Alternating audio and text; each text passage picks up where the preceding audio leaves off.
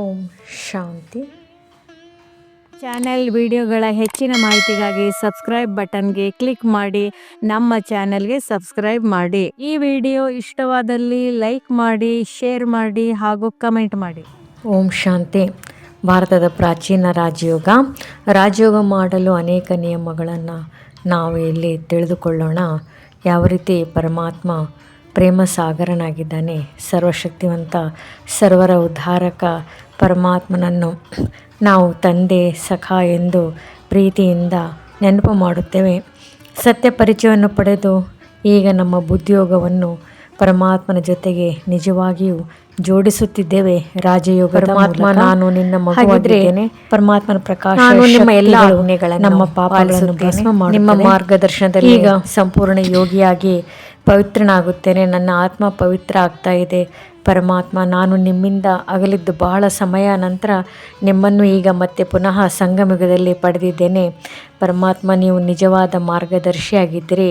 ಓ ನನ್ನ ಬಾಬಾ, ನೀವು ಈ ಪ್ರಪಂಚದ ಎಲ್ಲ ಬಂಧನಗಳಿಂದ ನನ್ನನ್ನು ವಿಮುಕ್ತರನ್ನಾಗಿ ಮಾಡುತ್ತಿದ್ದೀರಿ.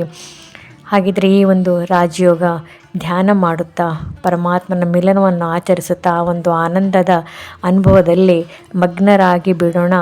ಪರಮಾತ್ಮನ ಆತ್ಮೀಯ ಶಕ್ತಿಯ ವಿದ್ಯುತ್ ಶಕ್ತಿಯಂತೆ ಪ್ರವೇಶಿಸುತ್ತಿರುವುದು ನನ್ನ ಆತ್ಮನಲ್ಲಿ ಅನುಭವ ಆಗುತ್ತಿದೆ. ನನ್ನ ಕಡೆಗೆ ಹರಿಯುತ್ತಿರುವ ಅನುಭವವಾಗುತ್ತಿದೆ. ಆತ್ಮಿಕ ಪ್ರಕಾಶ, ಆನಂದ ಸವಿಯನ್ನು ಪ್ರೀತಿಯಲ್ಲಿ ಸಾಧ್ಯವಾದಷ್ಟು ಕಾಲ ಸವಿಯಬೇಕು.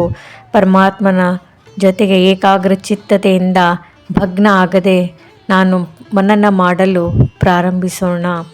ನಾನು ಆತ್ಮನಾಗಿದ್ದೇನೆ, ಸೂಕ್ಷ್ಮ ಜ್ಯೋತಿರ್ಬಿಂದು ಆಗಿದ್ದೇನೆ, ಸಂಪೂರ್ಣ ಪವಿತ್ರ ಮತ್ತು ಆನಂದ ಸ್ವರೂಪ. ನಾನು ನಿಮ್ಮ ಮಗು, ನನ್ನಲ್ಲೇ ಎಲ್ಲ ಸರ್ವಶಕ್ತಿವಂತನಾದ ಪರಮಾತ್ಮನ ಅವಿನಾಶಿ ನಿಮ್ಮ ದಾನನಾಗಿದ್ದೇನೆ. ಮನ ವಚನ ಕರ್ಮಗಳಲ್ಲಿ ಅತಿ ಉತ್ಸಾಹದಿಂದ ನಾನು ಪಡೆಯುತ್ತಿದ್ದೇನೆ.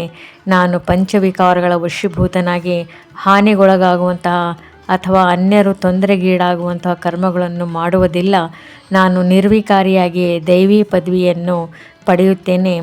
ಹೀಗೆ ಪರಮಾತ್ಮನ ಜೊತೆಗೆ ನಾವು ಮನನ ಚಿಂತನೆ ಮಾಡುತ್ತಾ ಪರಮಾತ್ಮನ ಶಕ್ತಿ, ಪ್ರಕಾಶ, ಸುಖ, ಆನಂದವನ್ನು ಅನುಭವಿಸಿ ಆದಷ್ಟು ಕಾಲ ಆ ಒಂದು ಸ್ಥಿತಿಯಲ್ಲಿ ಇರಬೇಕು.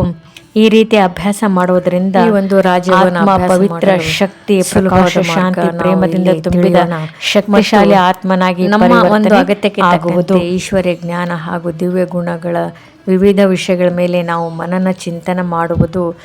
ಈ ಒಂದು ಇದರಿಂದ ನಮ್ಮಲ್ಲಿ ಮಾರ್ಪಾಡು ಉಂಟಾಗುವುದು, ಪರಿವರ್ತನೆ ಆಗುವುದು. ಪರಮಾತ್ಮನ ನೆನಪು ಮಾಡಬೇಕಾದರೆ ಬೇಡುವುದಾಗಲಿ ಅಥವಾ ಕೇಳುವುದಾಗಲಿ ಮಾಡಬಾರದು.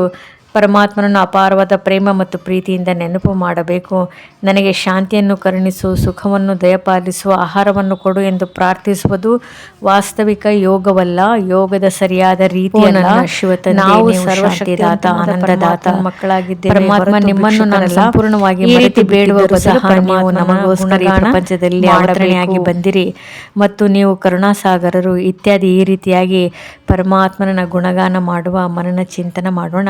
ರಾತ್ರಿ ಮಲಗುವ ಮುನ್ನ 2 ಬಾರಿಯಾದರೂ ಈ ರೀತಿ ಪರಮಾತ್ಮನ ನೆನೆಯಬೇಕು. ಸಾಧ್ಯವಾದರೆ ಸಮಯ ಸಿಕ್ಕಿದಾಗಲೆಲ್ಲ ಅಭ್ಯಾಸ ಮಾಡಬೇಕು.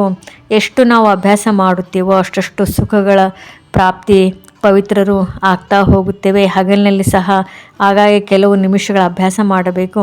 ಈ ರೀತಿ ಮಾಡುವುದರಿಂದ ನಮ್ಮಲ್ಲಿ ಉಲ್ಲಾಸ, ಶಕ್ತಿ, ಉತ್ಸಾಹ, ಸ್ಫೂರ್ತಿ ತನ್ನ ಮನೆಯಲ್ಲಿ ಯೋಗ ಸ್ಥಿತಿಯಲ್ಲಿ ಎಲ್ಲ ನಿತ್ಯ ಕಾರ್ಯಗಳನ್ನು ಆತನ ಮನೆಯಲ್ಲಿನ ಕರ್ತವ್ಯಗಳನ್ನು ಗಮನಿಸಬೇಕಾದ ಮುಖ್ಯವಾದ ವಿಷಯ.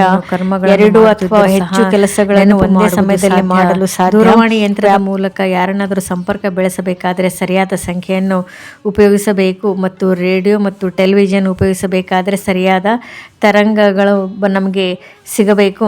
ಹಾಗೆ ಯೋಗ ಮತ್ತು ಪರಮಾತ್ಮನ ಶಿವನ ಜೊತೆ ಮಾನಸಿಕವಾಗಿ ಸಂಪರ್ಕ ಬೆಳೆಸಬೇಕಾದರೆ ಮನಸ್ಸನ್ನು ಪರಮಾತ್ಮನೆಡೆಗೆ ಹರಿದಾಡಬೇಕು ಮತ್ತು ಇದರಿಂದ ಮಾತ್ರ ಸಾಧ್ಯ. ಈ ಮನಸ್ಸನ್ನು ಪರಮಾತ್ಮನ ನೀಡಲು ಆತನ ರೂಪ, ಅನೇಕ ಪ್ರಶ್ನೆಗಳು ಇದುವರೆಗೂ ಕಾಡುತ್ತಿವೆ.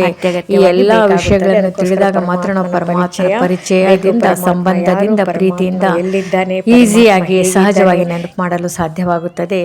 ರಾಜಯೋಗ ಇದು ಸಹಜ ಯೋಗ ಎಂದು ಹೇಳಲಾಗುತ್ತದೆ. ಇಷ್ಟವಾದಲ್ಲಿ ಓಂ ಶಾಂತಿ. ಹೆಚ್ಚಿನ ವಿಡಿಯೋಗಳ ಮಾಹಿತಿಗಾಗಿ ನಮ್ಮ ಚಾನೆಲ್ಗೆ ಸಬ್ಸ್ಕ್ರೈಬ್ ಮಾಡಿ. ತಮಗೆ ವಿಡಿಯೋ ನೋಟಿಫಿಕೇಶನ್ ಸಿಗ್ತಾ ಇರುವುದು ಧನ್ಯವಾದಗಳು. ಸಬ್ಸ್ಕ್ರೈಬ್ ಮಾಡಿ.